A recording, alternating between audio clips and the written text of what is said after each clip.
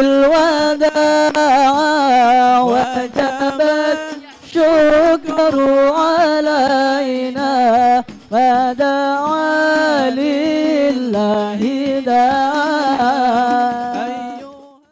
Assalamualaikum warahmatullahi wabarakatuh.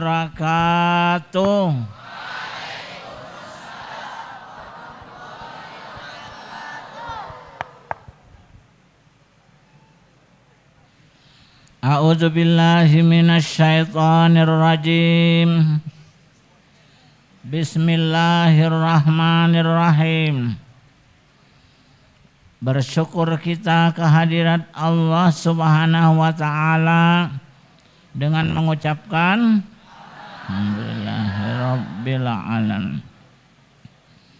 Bersalawat kita kepada baginda Rasulullah sallallahu alaihi wasallam dengan mengucap Allahumma salli ala sayyidina Muhammad wa ala alihi wa sahbihi wa barik wa sallim min yaumin hadza ila yaumiddin amin ya rabbal alamin. Anak-anakku semua yang mudah-mudahan sehat, selamat, rajin beribadah, tidak kekurangan uang, tidak kekurangan uang insya Allah. Amin. Tapi amalkan yang sudah saya sarankan setiap subuh, diamalkan apa tidak? Diamalkan ya. Apa bunyinya? Subhanallah wa bihamdi Astagfirullah 100 kali. Sudah diajarkan sama orang tuanya ya. Hah? Ada yang belum, ada yang sudah. Supaya orang tuanya juga mudah mencarikan rezeki ya. Pada malam hari ini silaturahmi ayahanda, pertemuan kita sangat-sangat istimewa. Apa istimewanya? Karena pondok kita dikunjungi oleh staf khusus Wakil Presiden Ma'ruf Amin.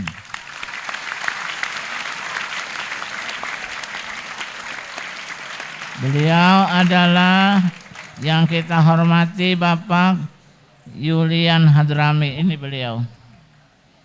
Titel beliau dilihat di spanduk itu. Macam-macam titelnya. Itu orang belajar itu. Kenapa beliau bisa jadi staf khusus wakil presiden? Tentu ada ilmu, ada kelebihan, ada kecakapan ya, ada keberanian. Rombongan beliau yang lain adalah staf beliau. Siapa? Nurdin, Pak Nurdin. Satu lagi Pak Jarod. Pak Jarod orang Banjar mana? Ada kursi lagi. Ya, nah inilah anak Anda Yulian, anak-anak kita semua. Ya. Yang tinggal di asrama ini berapa semua? Nah, belum cukup, berjubel di dalam kamar. Jadi Pak Yulian insya Allah mudah-mudahan beliau berhasil mencarikan dana kepada pemerintah untuk membangunkan kita asrama. Nah, jadi kita doakan beliau berhasil ya dengan izin Allah Subhanahu wa taala sehingga dapat mengurangi kepadatan penduduk di setiap kamar. Berapa setiap kamar sekarang?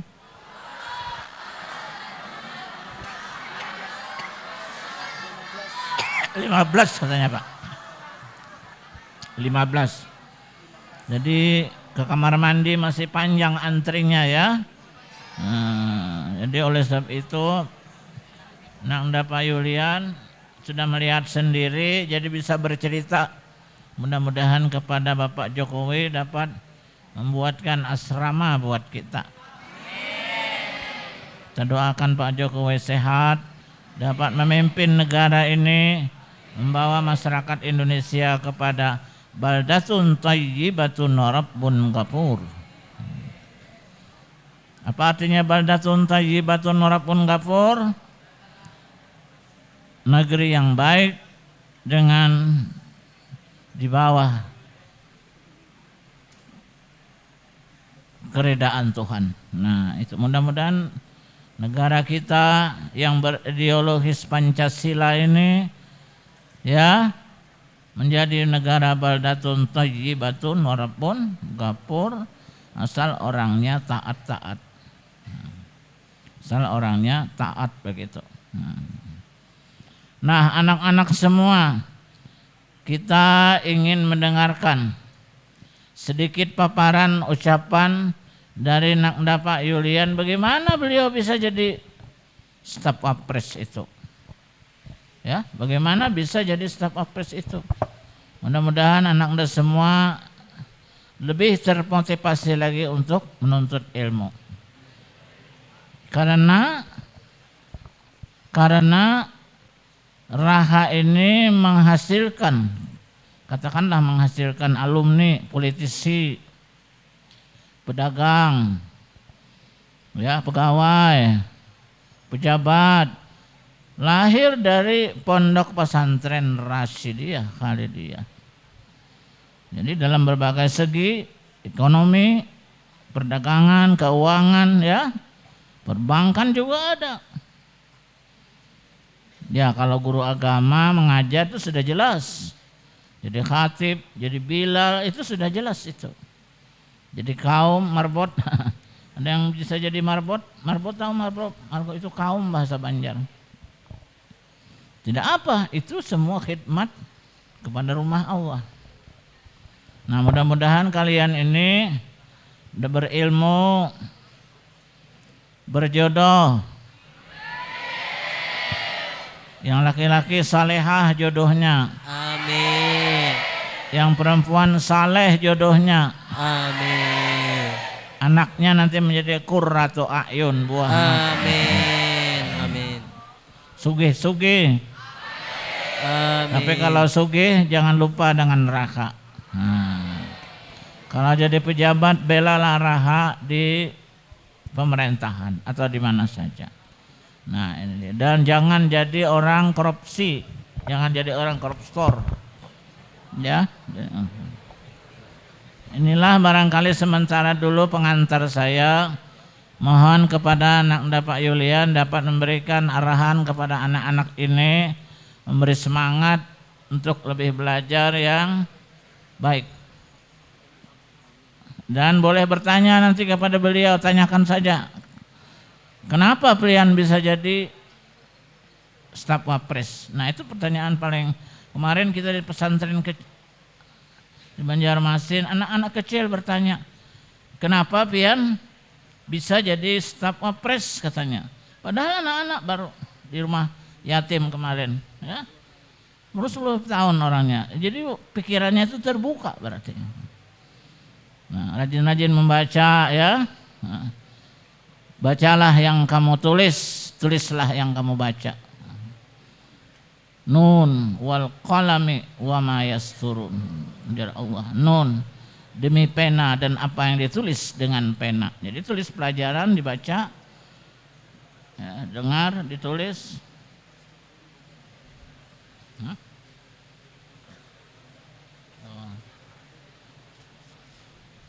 Nah, inilah Nakda, silahkan apa saja yang ingin disampaikan. Semoga anak-anak ini menjadi lebih termotivasi. Bismillahirrahmanirrahim. Assalamualaikum warahmatullahi wabarakatuh.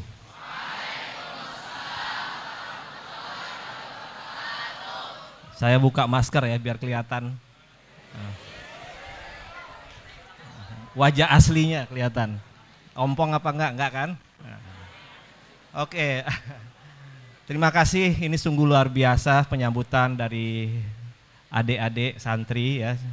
Jangan bilang anak ya, saya masih muda soalnya. Kira-kira ada yang tahu umur saya berapa? Coba.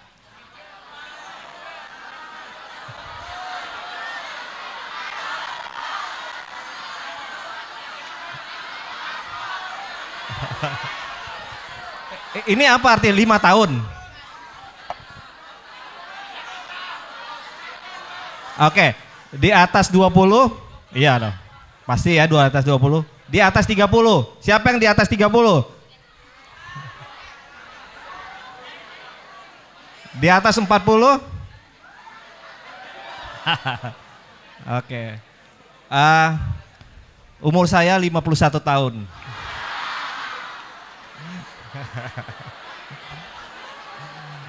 Baik. Mungkin adik-adik sekalian bertanya-tanya, kenapa kok saya bisa sampai di Amuntai ini? Kenapa? Kok bisa? Gitu.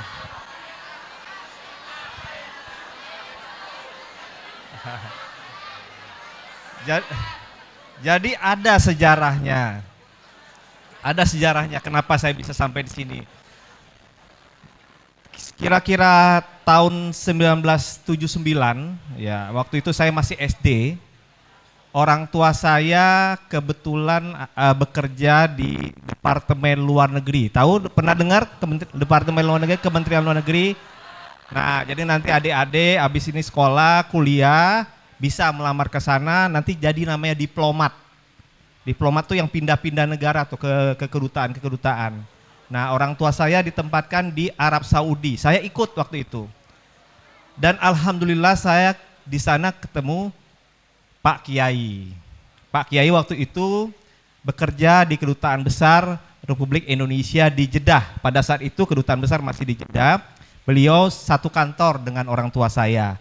Dan istri beliau, ibu, itu guru saya di Sekolah Indonesia Pancasila Jeddah. Jadi kira-kira setelah 40 tahun kemudian, ya, berarti baru 40 tahun kemudian, akhirnya kita bertemu kembali. Ya, bertemu kembali. Saya sudah mengikuti beliau, bahwa beliau adalah Ketua MUI Provinsi Kalimantan Selatan. Tetapi bingung bagaimana cara menghubungi beliau. Akhirnya memang sudah jalan Tuhan, ya, jadi Allah setelah memberikan garis kita ketemu pasti. Jadi pada saat saya ada tugas ke Kalimantan Selatan, saya mencoba menanyakan kepada salah satu pejabat di sana, ada tidak nomor kontak Pak Kiai. Alhamdulillah saya mendapatkan kontak dan akhirnya kita bisa bertemu. Pertama kali bertemu di Jakarta ya, Pak. Di Jakarta kita makan di restoran Arab. Jadi reuni. Makan reuni, makan nasi kebuli, nasi itu ya. Nasi biryani. Waduh. Jadi kita reuni kembali bertemu ya. Alhamdulillah orang tua saya juga masih sehat, kita bisa video call dengan orang tua saya di rumah dan akhirnya maka kita berkomunikasi lebih lanjut dan Pak Kiai menceritakan tentang pesantren ini ya, tentang pesantren ini bahwa pada saat ini pesantren membutuhkan asrama. Dan pada tahun 2017 beliau menginformasikan kepada saya bahwa pada saat bertemu dengan Pak Jokowi di tahun 2017 di Kalimantan Selatan, Pak Jokowi pada saat itu menjanjikan ya akan dibangun beberapa asrama di beberapa pesantren di Kalimantan Selatan. Sayangnya waktu itu tidak ditindaklanjuti sehingga terputus selama 4 tahun. Nah ini kita coba lagi ikhtiar, kita mengingatkan kembali Pak Jokowi, Pak dulu pernah ada komunikasi dengan para ulama pimpinan pesantren di Kalimantan Selatan. Jadi insya Allah ya kita berdoa bersama semoga ikhtiar kita ini diijabah oleh Allah Subhanahu Wa Taala dan bisa kita dapatkan asrama baru. Ya, kita coba nanti bantu akses komunikasi dengan orang-orang terdekatnya Pak Jokowi. Begitu. Itulah sejarah kenapa akhirnya saya sampai di Amuntai ini. Mungkin saya akan bercerita sedikit. Ya, tadi disinggung oleh Pak Kiai bagaimana saya bisa mencapai posisi di kantor Wapres ini. Ya, kalau kira-kira saya berasal dari mana? Ada yang tahu? Dari logat saya tahu nggak? Hah?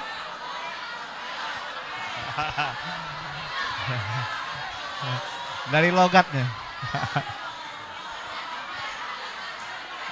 Ya,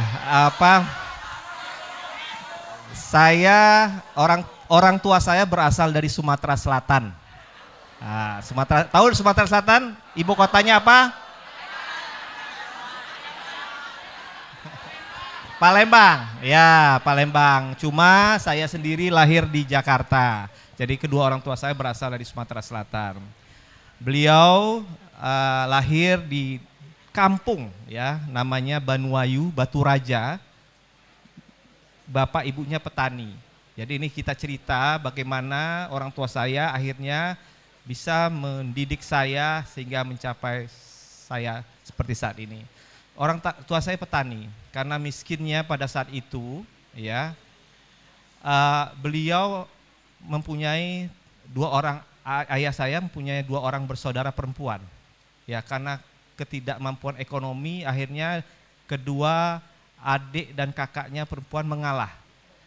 Karena dari prestasi di sekolah kebetulan orang tua saya berprestasi sehingga kedua kakak dan adiknya mengalah tidak bersekolah. Ya, itulah saat itu kesulitan ekonomi orang tua saya. Dari kampung beliau sekolah agama seperti kalian-kalian juga sekarang saat ini. Artinya beliau tetap sekolah agama, akhirnya pindah ke kota, ke Palembang, pindah ke Jakarta kuliah di UIN, namanya dulu IAIN, ya sekarang UIN, Universitas Islam Negeri di Jakarta. Pernah dengar ya UIN ya? Nah, UIN. Dan beliau mempunyai tekad bahwa kehidupan beliau harus lebih baik dari orang tuanya. Sehingga beliau bisa membantu kakak adiknya, bisa menghajikan orang tuanya nanti. Nah, setelah tamat dari UIN atau IAIN pada saat itu, ya, beliau mengajar sebagai guru di PGA, ya, Pendidikan Agama Islam di Jakarta, PGA. Tetapi bukan kita merendahkan seorang guru, tapi beliau berpikir bahwa kalau berguru hanya seorang guru, tentu ya secara income atau pendapatan terbatas. Ya, sementara anaknya sudah besar-besar, ya, udah lahir 3 orang.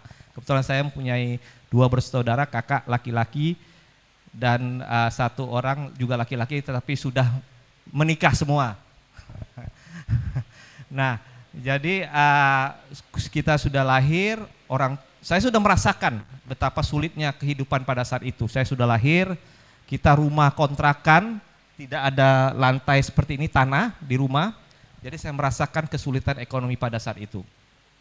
Akhirnya beliau berpikir, pilihannya selain mengajar kemana? Ya, akhirnya beliau berpikir bekerja di perusahaan BUMN seperti Pusri itu Pupuk Sriwijaya di Palembang, atau ke Departemen Luar Negeri karena dia senang melihat orang bisa ke luar negeri. Jadi kalau teman-teman senang ingin ke luar negeri, masuklah Departemen Luar Negeri. Itu pindah-pindah nanti kalian. Nah, akhirnya beliau diterima di Kementerian Luar Negeri, bahkan dia disekolahkan ke luar negeri. Nah, disekolahkan gratis, ya, kalau disekolahkan tuh gratis. Ke Swiss pada saat itu, Swiss. Setelah selesai sekolah kembali ke Jakarta, penempatan pertama beliau, artinya Setelah bekerja terus ditempatkan di kedutaan mana di luar negeri, yaitu di Arab Saudi, di Jeddah. Disitulah kami bertemu dengan Pak Kiai. Jadi sekitar tahun 79 itu beliau ditempatkan di Arab Saudi, ya. Setelah dari Arab Saudi beliau pindah-pindah negara, pernah ke Singapura, ya, pernah ke Yordan, pernah ke Arab Saudi kembali. Terakhir beliau menjadi duta besar Republik Indonesia di Kuwait dan Bahrain, ya.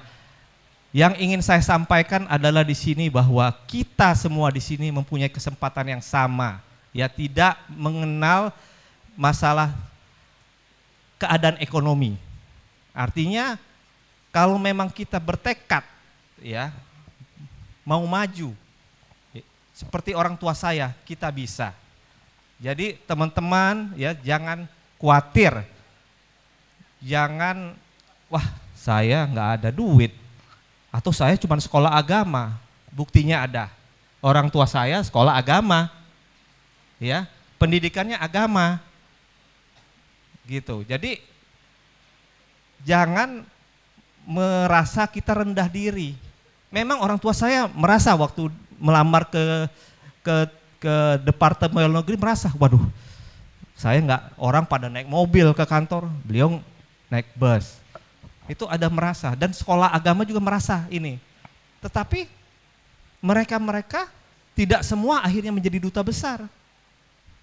Malah kelebihan orang tua saya karena sekolah agama ditempatkan di daerah Timur Tengah terus.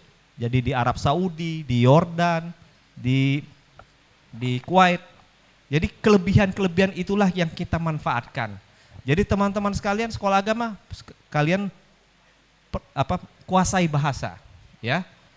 Jadi bahasa itu penting sekarang. Bahasa apa saja, artinya jangan bahasa Kalimantan, maksudnya bahasa asing, ya, bahasa asing, jangan bahasa daerah, bahasa asing. Jadi kalau bisa bahasa Arab bagus, bisa bahasa Inggris bagus, bisa bahasa Mandarin bagus, ya. Jadi tolong dari kecil, karena mudah kita belajar bahasa itu dari umur-umur segini. Kalau kita udah SMA, udah kuliah, udah sulit. Karena kalau bahasa itu akan lebih mudah kalau kita belajar dari usia dini. Kuasai bahasa. Itu cerita singkat mengenai orang tua saya. Nah, saya sendiri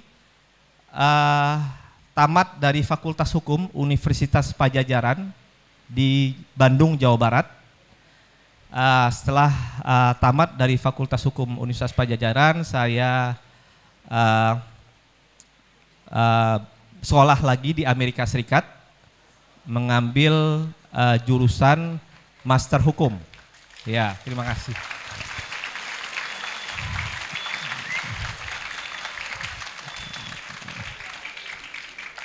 Jadi Master Hukum, cuman kalau lihat ada spanduk di depan, saya ada nama saya Yulian Hadromi SH LLM.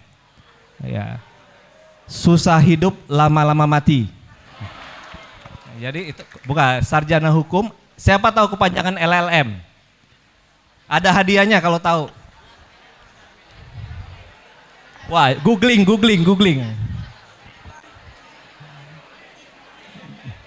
Googling LLM.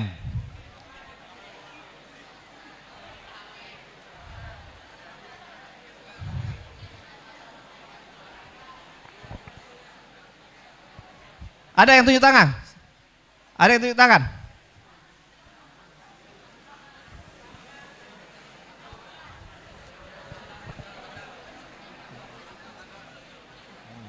Ada yang tahu?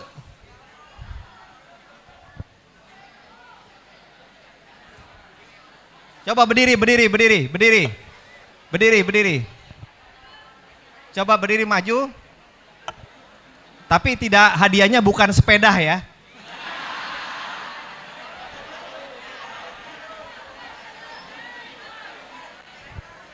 LLM. Jadi tadi kalau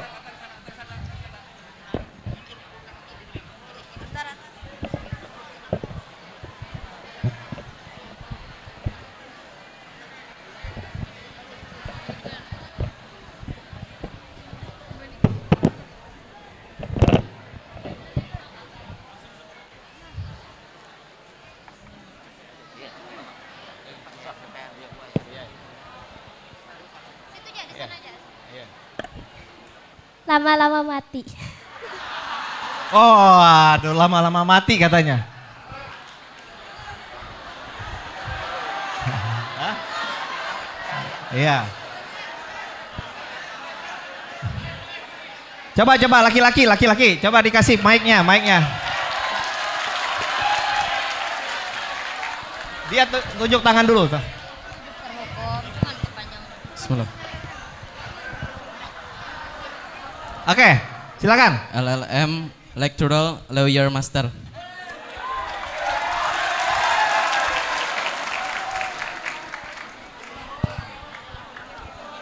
Ulangi lagi. LLM Lecturer Lawyer Master. Lecturer, lawyer, master. Benar apa salah? Salah apa benar? Salah. Coba yang lain. Coba.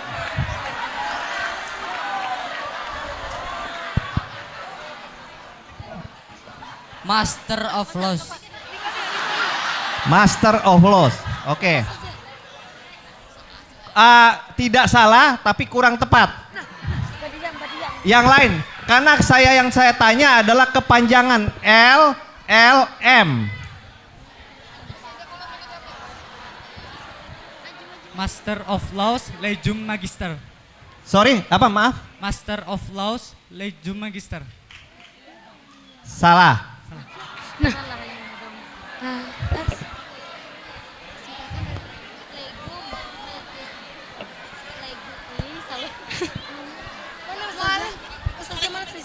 Ayo yang sebelah sana, masa sebelah sini terus? Legum Magister. Ayo, Legum. sebelah sana yang wanita.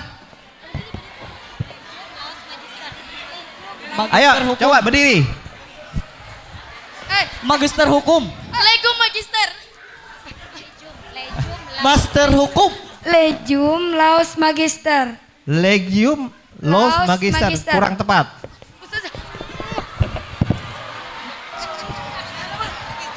Magister Hukum. Magister Hukum. Iya itu bahasa Indonesianya.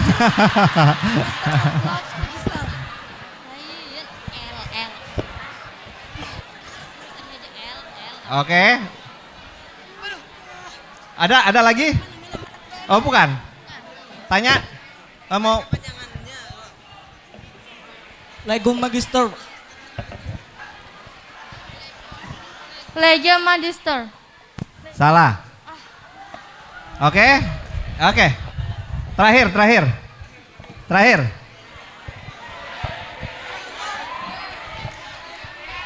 Laos Studies Legion Magister.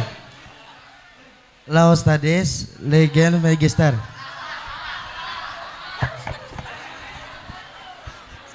Oke ya.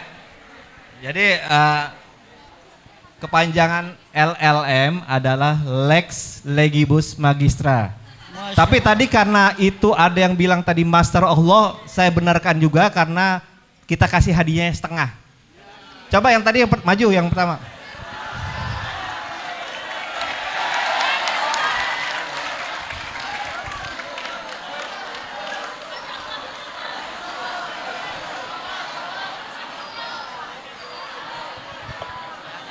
Lu aja. Kasih aja. Ya.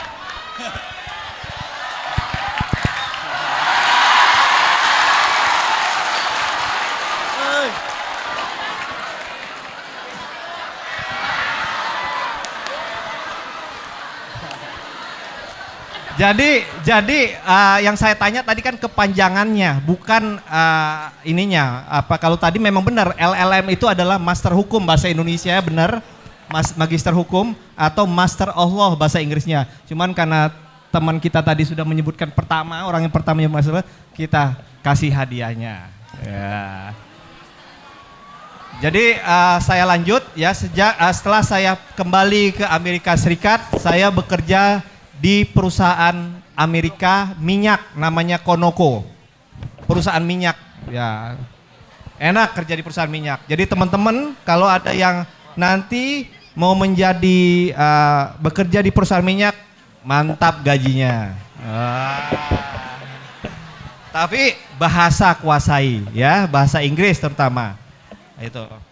Nanti mau jadi engineer atau insinyur, geologi bisa bekerja di perusahaan minyak, ya. Tapi saya sarjana hukum, kok bisa juga di perusahaan minyak? Pasti nanya, kenapa kok orang sarjana hukum bisa? Karena sarjana hukum itu multidisiplin, bisa multi industri bisa masuk. Jadi kalau teman-teman nanti ada yang mau ikutin kayak saya, enak sarjana hukum. Saya sih kalau adik-adik nanya, saya enak jadi apa ya nanti kuliah di mana? Masuk sarjana hukum aja. Kenapa saya bilang sarjana hukum enak? Kalau kita nggak diterima kerja misalnya, melamar pegawai negeri nggak masuk, kita bisa buat kantor hukum namanya. Kalau yang perempuan juga bisa jadi ibu notaris. Ya, jangan nyari Pak notarisnya, jadi ibu notaris. Jadi kalau misalnya mau kerja di bank, bisa juga kerja di bank, gitu. Saya hanya 1 tahun di perusahaan minyak dan saya setelah itu bekerja di bank. Pernah dengar nama bank asing namanya Citibank? Ada yang pernah dengar nggak? Saya bekerja di Citibank, itu perusahaan Amerika, bank terbesar di Amerika, di dunia, ya, di Citibank. Saya setelah dari Citibank, saya pindah lagi ke Standard Chartered Bank. Itu. Tidak lama di Standard, saya pindah lagi ke ABN AMRO Bank, asing semua. ABN AMRO Bank, saya pindah ke Maybank atau BII. Pernah dengar BII Maybank? Pernah ya, di sini ada. Dari Maybank, saya balik lagi ke Citibank. Saya kasih tahu enaknya pindah-pindah, kayak pemain bola. Itu kalau pemain bola yang pindah-pindah itu, dia dapat uang transfer. Saya juga dapat, makanya enak pindah-pindah. Enak nggak? Jadi waktu saya pindah dari perusahaan ke perusahaan itu saya dikasih uang transfer. Di depan uang transfer. Gitu. Pak Yulian, kamu ikut ke perusahaan saya bayar uang di depan. Gitu. Saya pindah, terakhir saya di Danamon sebelum saya gabung dengan kantor Wapres. Di Danamon. Nah, saya ingin menekankan di sini adalah kalau kita punya ilmu, kita punya kemampuan, ya, orang yang akan cari kita, bukan kita cari-cari kerjaan, begitu. Apalagi kita mempunyai keahlian khusus. Misalnya nanti teman-teman jago bahasa Arab, melamar ke Kementerian Luar Negeri, jadi diplomat. Karena punya keahlian khusus, bisa jago bahasa Arab. Bisa ditempatkan di Arab Saudi, di Mesir, karena punya keahlian tadi, gitu. Jadi mereka yang mencari kita. Enak nggak tuh kita pindah kerja malah dibayarin? Enak, gitu.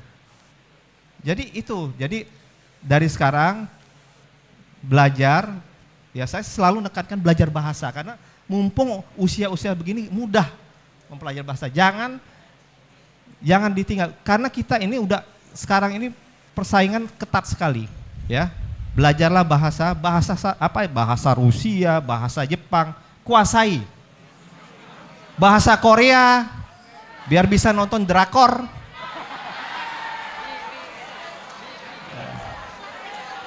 Gitu.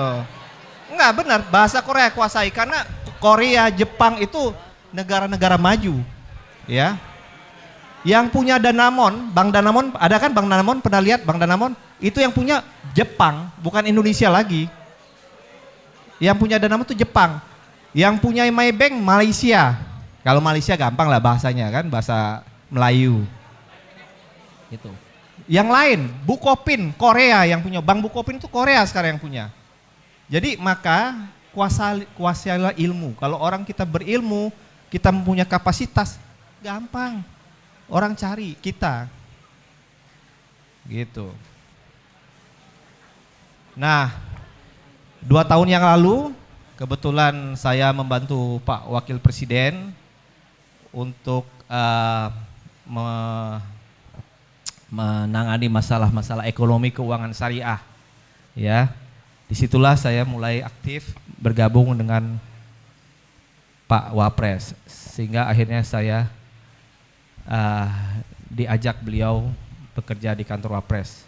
Terus orang nanya, waduh itu gaji yang gede gitu turun jauh dong. Iya turun, tapi kita punya kepuasan sendiri. Ya, kita membantu pemerintah, membantu negara untuk kebaikan kita semua. Ada kepuasan sendiri. Gitu.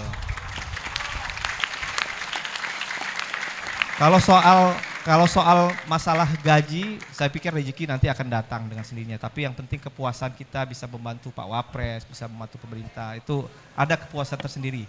Gitu. Jadi begitulah cerita tentang pengalaman saya, keluarga saya. Nah, adik saya sendiri, dia tamatan dari fakultas apa kira-kira? Adik saya.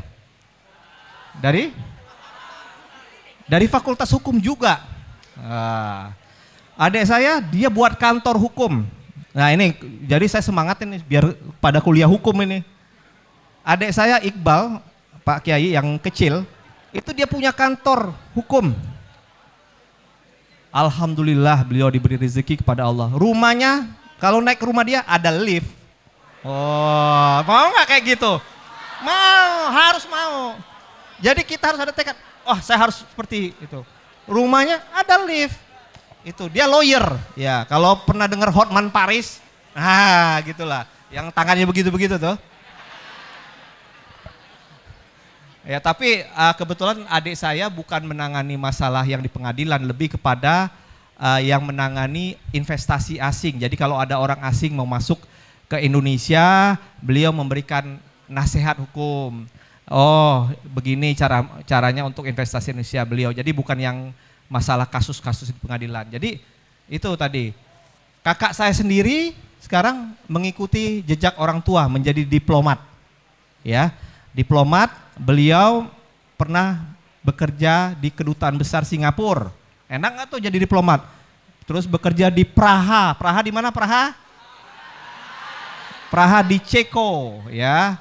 Terus pernah bekerja di kedutaan kita di Kiev. Ayo dia, Kiev negara mana? Siapa yang tahu?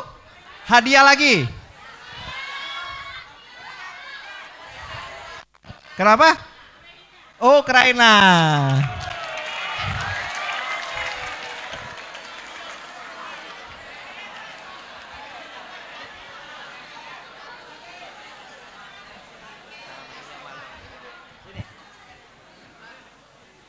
Ukraina tuh di mana ya?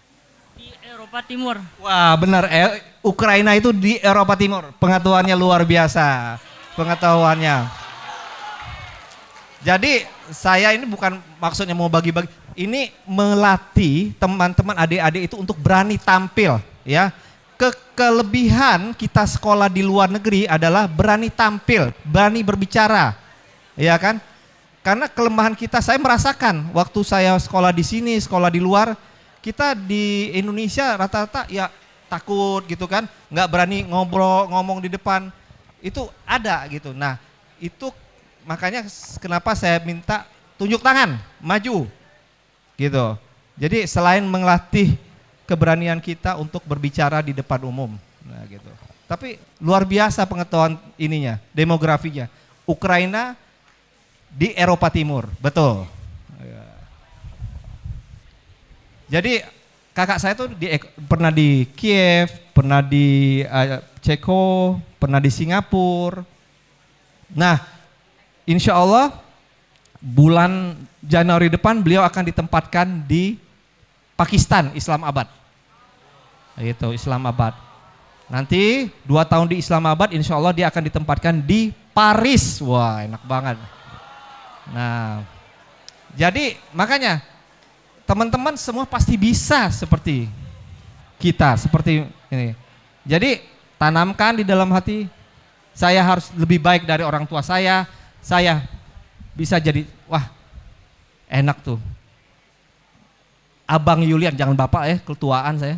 Lihat Bang Yulian tuh, kayak gitu. Jadi saya sendiri ya waktu belum ada title, belum ada gelar SH, saya di SMA tuh saya tulis ya. Tulis nama saya di kertas, Yulian Hadromi. Saya tambahin gelar saya belum sekolah masuk. Jadi saya suatu saat saya bisa masuk jadi sarjana hukum. Jadi teman-teman iseng aja, misalnya namanya Ahmad apa, tulis aja apa yang kalian mau, tulis tambahin gelar Anda gelarnya di ini. Itu secara psikologi pikiran kita akan menuju ke sana gitu. Sekarang yang saya lagi tulis, karena saya belum dapat gelar doktor, saya iseng aja. Saya tulis nih, Dr. Yulian Hadromi. Saya sering saya tulis. Walaupun saat ini saya belum ambil sekolah-sekolah dokter ya, tapi saya tulis. Supaya memotivasi saya untuk suatu saat saya harus bisa dapat gelar doktor. Begitu. Jadi kalau dari saya demikian, mudah-mudahan bisa bermanfaat. Mungkin ada yang ingin ditanyakan? Siapa yang mau bertanya?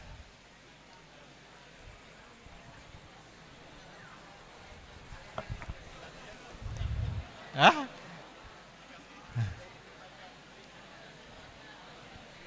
Bertanya loh, mumpung lagi di sini. Ini yang paling kelas yang paling tinggi kelas berapa ini? Kelas berapa? 12 tuh kelas berapa sekarang? Kelas 3 SMA ya. Udah ada siapa kelas 3 SMA? Oke, berarti sebentar lagi akan kuliah, ya kan? Jadi 3 SMA ini krusial ya, titik-titik yang dimana teman-teman akan bisa menentukan nanti kemana teman-teman untuk adik-adik sekalian bisa bekerja nanti.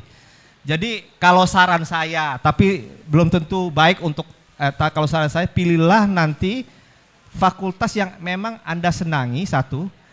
Kedua, kalau bisa cari yang seperti kayak fakultas hukum tadi, ya bisa kemana-mana masuknya, ya. Kalau kita mau mengajar, ya kita pilih yang disukai. Tapi kalau kita mau bekerja di perbankan, ya kita arahkan kuliah kita ke fakultas ataupun mata kuliah yang sesuai dengan yang kita mau ini. Jadi kita arahkan dari sekarang, ya. Jangan juga kita ngambil ini karena teman kita. Kita milih fakultas, teman saya banyak di sana, saya ikut aja. Jangan. Iya. Kan tentunya kita mengharapkan setelah tamat kuliah kita bekerja. Ya kan, jangan jadi pengangguran. Gitu. Jadi jangan kita melihat teman kita lari ke fakultas hukum semua, padahal kita nggak suka fakultas hukum. Saya nggak suka ngafal, Pak. Saya nggak suka membaca ini. Saya suka yang sifatnya hitung-hitungan, gitu kan. Nah, jadi kalau misalnya suka hitung-hitungan mau matematika. Nah, tapi kita sudah memikirkan kita nanti mau jadi apa, ya. Kadang-kadang saya kasihan itu mereka asal kuliah, asal masuk negeri. Ya kan, asal masuk universitas negeri. Jangan juga. Tapi kuliahnya, dia pas habis kuliah bingung mau ke mana. Jadi coba tentukan dari sekarang, ya,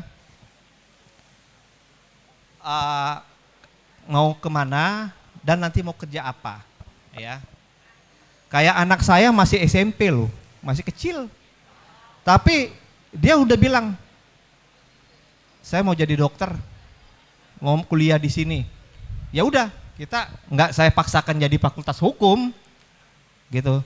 Mau jadi dokter, kelas 2 SMP. Saya udah arahkan. Jadi bahasa Inggris saya suruh les, ya, karena bahasa Inggris itu tetap harus perlu dia sebagai dasar kita. Jadi kelas 3 SMP dia udah ngomong begitu. Ya udah, kita arahkan, gitu. Oke, baik.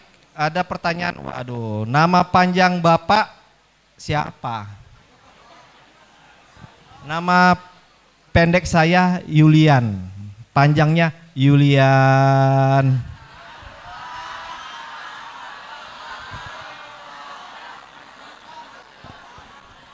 Nah, nama saya singkat sebenarnya Yulian, tapi karena orang tua saya namanya Hadromi, jadi ditambahkanlah nama Yulian Hadromi. Ya, jadi kalau di kita ini first name and last name family name sama kan? Jadi first name Yulian, last name Hadromi. Ya, Yulian Hadromi itu nama panjang saya. Gitu, nggak ada di tengahnya, nggak ada, jadi cuma 2 kata, nggak ada middle name. Gitu. Terima kasih pertanyaannya. Nah ini contoh pertanyaan dia nggak malu-malu. Artinya yang dia ingin tahu ditanya. Ya, pasti ada yang nanya, wah nanyanya gitu doang. Enggak, jangan gitu. Ini beliau teman kita ini berani menanyakan walaupun nggak berani tunjuk tangan. Tapi coba siapa yang mau tanya? Nah, yuk.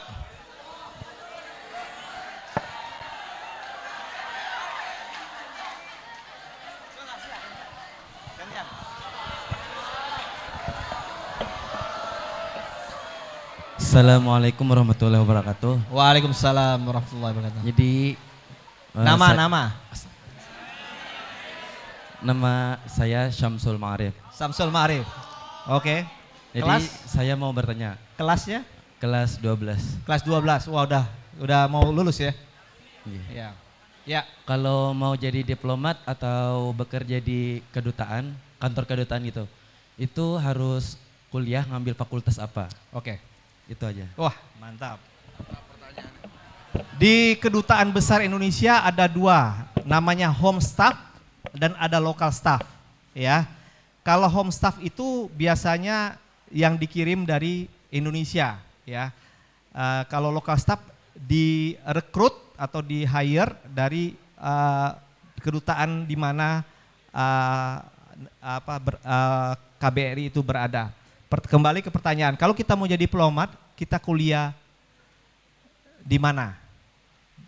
Bisa di mana-mana. Fakultas Hukum bisa, Fakultas Ekonomi bisa, FISIP bisa.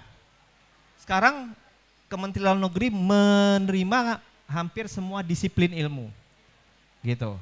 Bahkan dari UIN pun banyak sekarang di UIN ya, UIN dari sekolah-sekolah agama banyak. Gitu. Tapi itu kuasain benar-benar bahasa. Kalau udah bisa bahasa Arab atau bahasa Inggris itu sebenarnya sekarang udah nggak dihitung lagi, dianggap bisa. Tambahan bahasa Arab, misalnya kuasain bahasa Arab, gitu. Bahasa Arab benar-benar bahasa Arab ya, bukan misalnya saya mau pergi ditulis saya pakai bahasa Arab, bukan, ini bahasa Arab.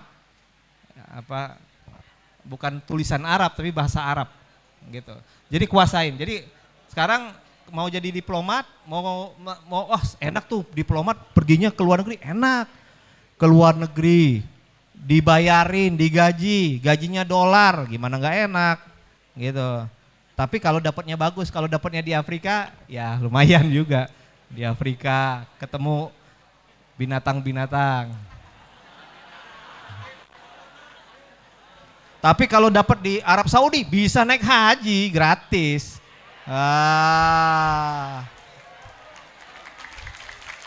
Gitu.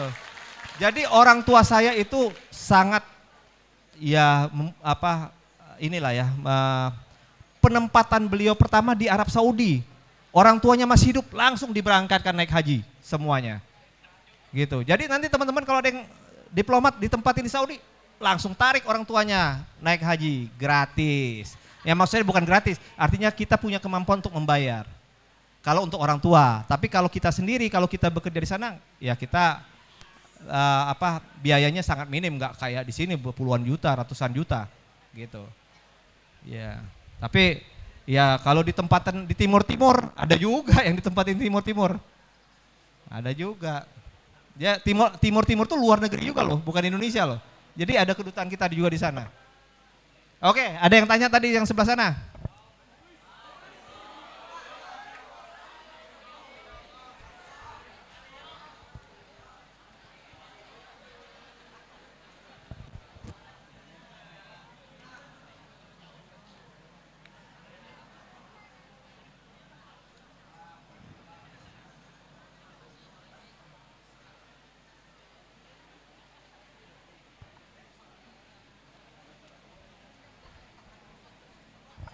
Ya, kedengeran kok, kedengeran. Ya. Assalamualaikum warahmatullahi wabarakatuh. Waalaikumsalam warahmatullahi wabarakatuh. Nama. Nama saya Muhammad Fauzi, Kelas? Kelas? kelas 11. Kelas 11. Oke. Ya. Minta motivasi untuk orang yang malas sekolah. Orang yang malas sekolah? Motivasi. Kenapa malas sekolah nih?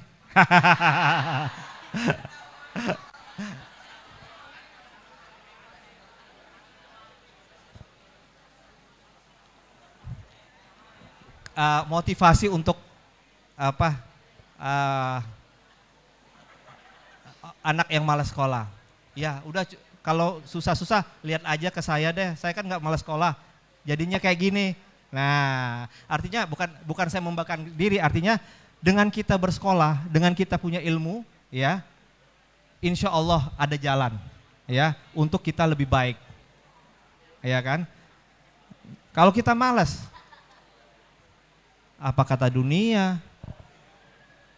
Coba kalau kita malas terus kita tidak lulus, atau kita asal-asalan sekolah hanya lulus. Kecuali kita mau mendalami agama, kita akhirnya mengajar, ya. Kalau kita memang cuman asal-asalan sekolah, asal lulus dapat ijazah, ya udah. Bukankah adik-adik sekalian pengen lebih baik hidupnya dari orang tua kita?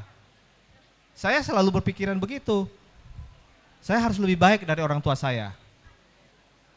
Walaupun orang saya sudah pernah menjabat yang lebih tinggi dari saya, tapi saya harus bisa lebih baik.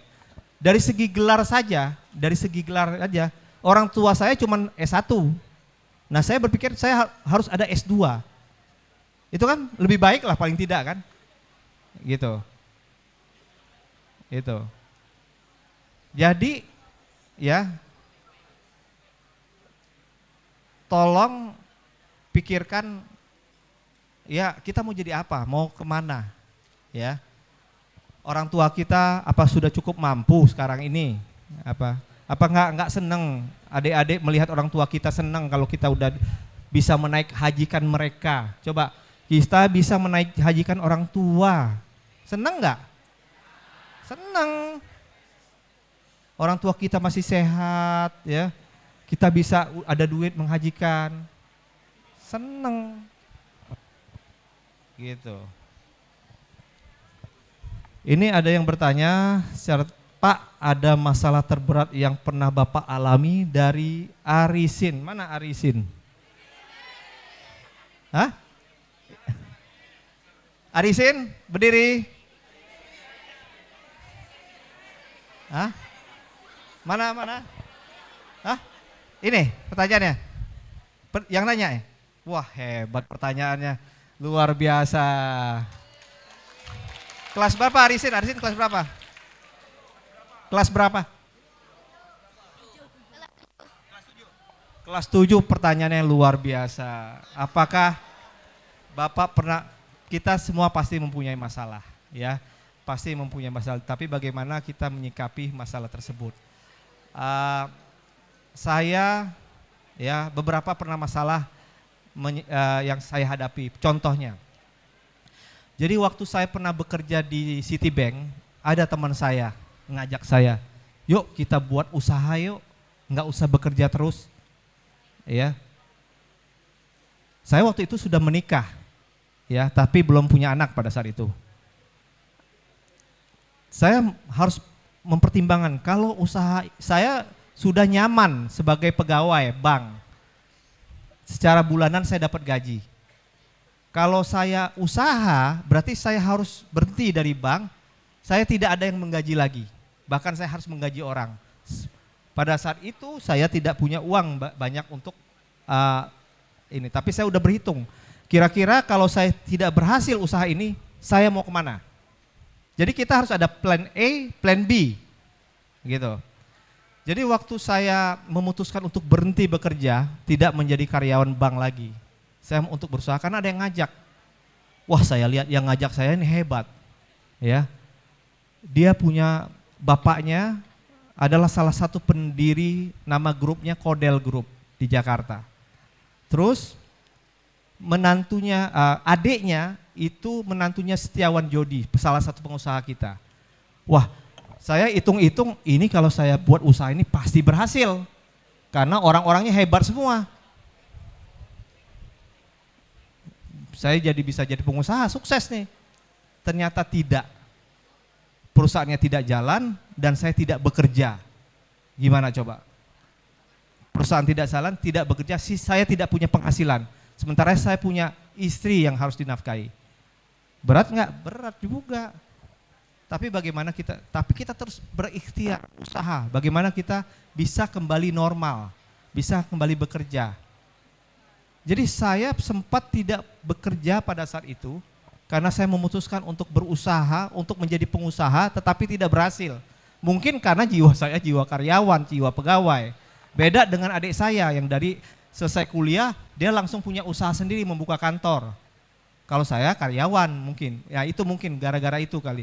Jadi saya sempat tidak bekerja dan akhirnya saya melamar lagi, melamar lagi, lempar lamaran sana sini.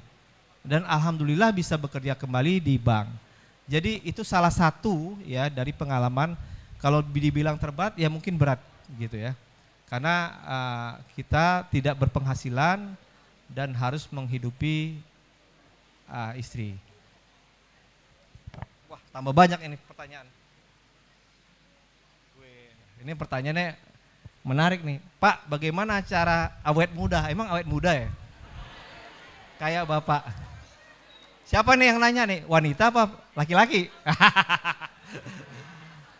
Awet muda? Awet muda ya? Waduh. Jadi nggak ada tipsnya. Yang penting kita happy aja, ya, senang aja. Artinya kita jangan terlalu kalau ada masalah jangan terlalu ini ya terpikir terus.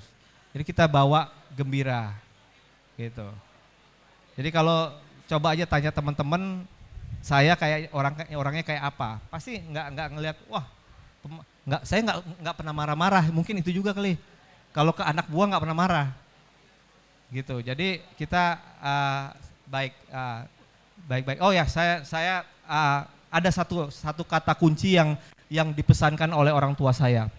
Berbuat baiklah kepada siapa saja. Berbuat baiklah kepada siapa saja. Karena ini ada cerita sendiri kenapa orang tua saya mengingatkan kepada saya. Jadi pada waktu beliau bekerja di Arab Saudi, beliau kenal namanya Pak Alwi Shihab. Pernah dengar namanya Pak Alwi Shihab? Pak Alwi Shihab. Nah, pada saat itu Pak Alwi Shihab ini hanya seorang pengusaha tenaga kerja, pengusaha bukan pengusaha besar, pengusaha biasa-biasa saja. Mungkin untuk di kalangan pada saat itu mungkin orang terlalu menganggap Pak Alwi Shihab, tapi orang tua saya berbuat baik, artinya tidak memandang Pak Alwi Shihab itu siapa. Nah, mau tahu setelah puluhan tahun kemudian beliau menjadi Menteri Luar Negeri. Kita tidak tahu bahwa roda itu akan bisa berputar, ya kan? Karena kita berbuat baik tadi, ternyata Pak Alwi Shihab jadi Menteri Luar Negeri. Nah itulah saya selalu ingat kalau pesan orang tua, kita nggak usah ngelihat orang itu dari posisinya, jabatannya, ekonominya. Berbuat baiklah kepada orang. Karena kita nggak tahu teman-teman yang di depan ini nanti jadi apa. Mungkin tidak langsung ke saya, tapi anak saya atau keluarga saya. Ya kan? Adik-adik di sini kita nggak tahu, ada yang jadi presiden, menteri, nggak ada yang tahu. Pak Jokowi aja bisa jadi presiden. Jadi kalau berfoto nih, nanti berfoto nih tiba-tiba ada yang jadi presiden, ini saya yang sebelahnya, wah gitu. Ya gitu kan? Ini kita foto track, nanti ada salah satu jadi menteri, jadi presiden, ini saya loh. Nah, jadi makanya sama teman-teman baik ya, jangan kita memusuhi satu sama lain. Ada lagi pertanyaan? Oh ya, langsung.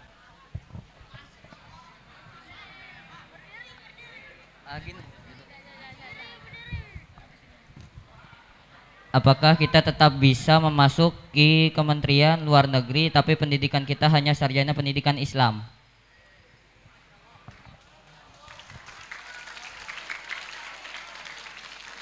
Oke. Jadi ini yang saya jawab berdasarkan pengalaman sebelumnya. Kan setiap tahun mereka memiliki perubahan-perubahan. Nah, jawabannya bisa, tapi bahasa juga harus dikuasain. Ya, bahasa Arab, gitu kan. Tapi kalau sarjana pendidikan Islam, kenapa mau jadi diplomat? Kenapa nggak jadi guru agama? Kenapa nggak jadi dosen? Nggak, bisa. Jadi kuasai bahasa. Oke, terakhir sebelum kita tutup. Oh, yang perempuan ya, yang laki-laki, yang wanita. Ya.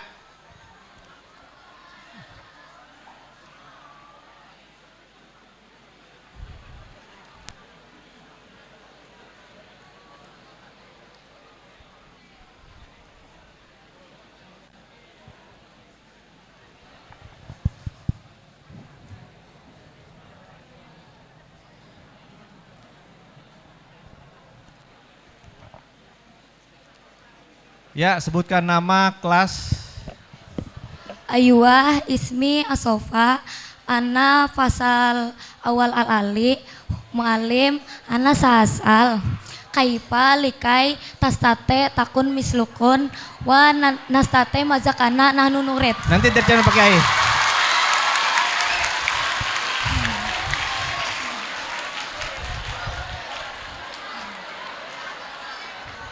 Mu'alim, bagaimana supaya kita bisa seperti Pian dan bisa menjadi seperti Pian dan apa yang kita inginkan terkabulkan. Terima kasih. Assalamualaikum warahmatullahi wabarakatuh. Sekalian lagi ya? Ada lagi nanti saya jawab sekaligus. Ada lagi? Yang wanita lagi deh. Ya, yang wanita lagi.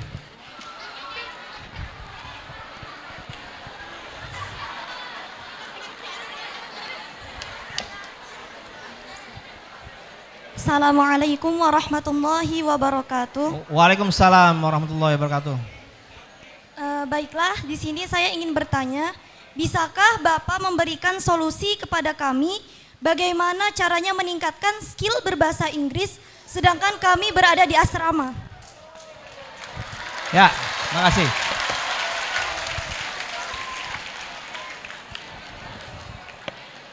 Oke, baik. Tadi pertanyaan pertama mungkin sebenarnya sudah saya jawab ya. Intinya adalah kita harus mempunyai target ya dalam hidup kita. Kita mau jadi apa nanti? Kita mau seperti apa? Itu ada di kita sendiri. Ya, kalau kita mau jadi dosen, kita sudah arahkan. Kita mau kemana? Kita belajar apa? Jadi itu menurut saya. Jadi harus dari sekarang kita mengarahkan kita mau jadi apa. Terkait dengan belajar bahasa Inggris tadi, saya pikir sekarang dunia sudah canggih. Ya. YouTube aja pasti udah pernah buka YouTube. Ada yang belum pernah buka YouTube? Buka semua. Kalau kita di YouTube itu banyak sekali, ya. Bahkan saya saja meminta anak saya, jadi jangan buka YouTube itu. Cari berita-berita yang macam-macam, buka aja di YouTube. Itu kita bisa belajar baik dari tenses, conversation, segala macam. Itu yang penting kita usaha ya. Sekarang sudah mudah mendapatkan dibandingkan pada zaman saya dulu sulit ya. Sekarang jadi bahasa Inggris bahkan sekarang dengan cara yang lebih menarik mereka mengajarkan. Itu ya. Pertanyaan yang ini saya baca, bagaimana cara Bapak sampai bisa mendapatkan jabatan tertinggi? Oh, jabatan tinggi. Jadi begini, waktu saya di bank, ya, kita memang kalau bekerja itu, ini kita bicara posisinya saya udah bekerja ya. Kadang-kadang begini, saya lihat teman-teman yang sudah bekerja, sudahlah, saya yang penting udah bekerja. Nah kadang-kadang begitu yang salahnya di situ. Udahlah saya udah dapat bekerja, saya udah diterima, udah. Jadi tidak ada motivasi untuk ke tingkat yang lebih tinggi. Itu salah menurut saya. Mereka sudah puas. Misalnya diterima pegawai negeri di dinas. Terus ya udah diterima seneng, udah, tapi nggak ada motivasi saya harus jadi ini, saya harus jadi ini, nggak ada. Nah itu yang kesalahan kita. Jadi kita jangan berpuas diri. Nah yang saya lakukan adalah saya nggak berpuas diri, saya lihat kalau saya bisa mencapai posisi apa dengan sekarang ini. Saya harus kejar posisi di atas. Bagaimana caranya? Nah itu lihat kita kondisi lingkungan kita kerja bagaimana. Kalau kita tidak punya kesempatan untuk pindah ke perusahaan lain, pindah gitu untuk lebih baik. Jadi sekali lagi kalau kita sudah bekerja jangan puas dengan apa yang kita miliki saat ini. Berikutnya itu tadi pertanyaan yang tadi itu Rifan Abi. Berikutnya dari Eko Wahyudi. Dari Eko Wahyudi, apakah Bapak pernah merasakan titik terendah dalam pendidikan? Lalu apa motivasi Bapak untuk bangkit kembali dari titik terendah tersebut?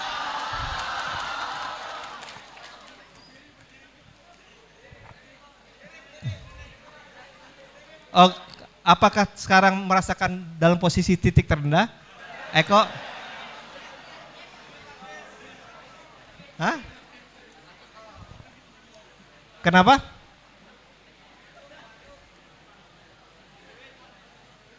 Jadi kalau ditanya ke saya, titik terendah mungkin tidak ada, ya, tidak ada terendah ya. Kalau kita bosan pasti ada, ya. Kalau titik terendah, misalnya tidak naik kelas, itu tidak pernah, gitu ya. Jadi kalau menurut saya kembali kepada mindset kita, saya harus lebih baik dari orang tua saya harus lebih baik kehidupan ekonomi saya dari sekarang. Kalau saya tidak belajar, tidak sekolah yang benar,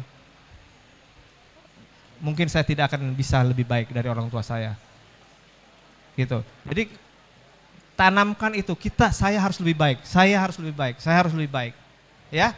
Saya harus lebih baik, gitu. Saya pikir kalau dengan kata saya lebih baik, insya Allah ya ada jalan untuk sana.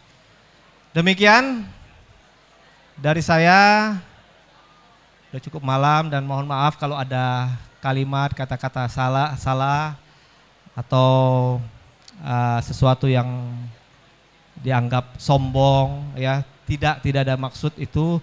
Saya ini hanya ingin membagi pengalaman sehingga adik-adik di sini bisa mengikuti atau melihat orang lain ya, dan bisa mengukur diri sendiri untuk kita yang lebih baik lagi. Demikian dari saya. Wassalamualaikum warahmatullahi wabarakatuh. Bismillahirrahmanirrahim. Nakda Yulian atas nama semua kami, baik pengurus atau anak-anak, para ustaz, ustazah, menyampaikan ucapan terima kasih atas pemaparan dan motivasi yang diberikan oleh anak Anda. Semoga menjadi lebih memotivasi kami untuk lebih maju. Ya, kita doakan beliau semoga selalu sukses dalam usaha dan di keluarga selalu aman dan damai. Nah, oleh karena kami sekarang ditunggu oleh Wakil Bupati di rumah beliau, maka pertemuan kita hanya sampai di sini. Nah, saya setelah mendengar paparan ini, saya ingin nanti menerapkan di asrama kita selama 2 hari bahasa Inggris, 2 hari bahasa Arab, 2 hari bahasa Indonesia. Ya, saya akan menerapkan itu dan sehari bahasa Banjar. Jadi jangan ditinggalkan juga bahasa daerah. Nah, ini nanti pada waktunya akan saya sampaikan kepada para ustaz, para pembina asrama untuk menunjukkan supaya ini dengan tidak terasa kita akan terlatih nantinya ya. Nah, karena bahasa itu penggunaan yang penting. Nah, demikian terima kasih lagi kepada Nakda Pak Yulian dan rombongan. Nah, inilah kita doakan lagi beliau semoga dalam lindungan Allah Subhanahu wa taala dalam bertugas dan berumah tangga, dan anak-anak semua yang laki-laki dapat jodoh yang salehah. Yang perempuan dapat jodoh saleh. Anaknya saleh dan salehah. Mau beristri berapa? Berapa? 4. Kalau beristri 4 itu banyak syaratnya. Pertama beras, artinya ekonomi yang kuat. Kedua waras, waras itu artinya otak yang sehat. Ketiga maras, artinya adil sama istri-istrinya. Yang ketiga keras. Kalau enggak keras nggak bisa berbini 2. Demikian kita berdoa. Al-Fatihah. Bismillahirrahmanirrahim. Maliki yaumiddin. Iyyaka na'budu wa iyyaka nasta'in. Ihdinas siratal mustaqim. Siratal ladzina an'amta 'alaihim ghairil maghdubi 'alaihim waladdallin. Amin. Bismillahirrahmanirrahim. Rabbil alamin hamdan yuwafi ni'amahu wa yukafi'u mazidah. Ya Rabbana lakal hamdu kama yanbaghi li jalali wajhikal karim wa li 'azimi sultanik. Allahumma shalli ala nabiyyika Muhammad salatan tunjina biha min jamil ahwali wal afat wa taqdilana biha jami'al hajat wa tutahhiruna biha min jami'is sayyi'at wa tarfa'una biha indaka 'alad darajat wa tuballighuna biha aqsal ghayat min jamil khairat fil hayati wa ba'dal mamat. Allahumma rzuqna rizqan halalan thayyiban katsiran mubarakah warzuqna dzurriyyatan shalihatan thayyibatan innaka sami'ud du'a. Rabbana atina min ladunka rahmah wa hayyi' lana min umurina rasyada. Allahumma ahyina in kanatil hayatu khairan lana wa tawaffana in kanatil wafatu khairan lana. Aslih lana dinana alladhi asmatu umurina wa aslih lana dunyana allati fiha ma'ashuna wa aslih lana akhiratana allati ilaiha ma'aduna waj'alil hayata ziyadatan lana fi kulli khair waj'alil mauta rahatan lana min kulli syarr. Allahumma 'allimna min ladunka ilma nasbir bihi kamilan fid dunya wa sa'idan fil akhirah warzuqna husnal khatimah birahmatika ya arhamar rahimin. Rabbana atina fid dunya hasanah wa fil akhirati hasanah wa qina azabannar. Wa sallallahu ala khairi halqi Muhammad. Khairu da'wana alhamdulillahi rabbil alamin. Taqabbalallahu minkum.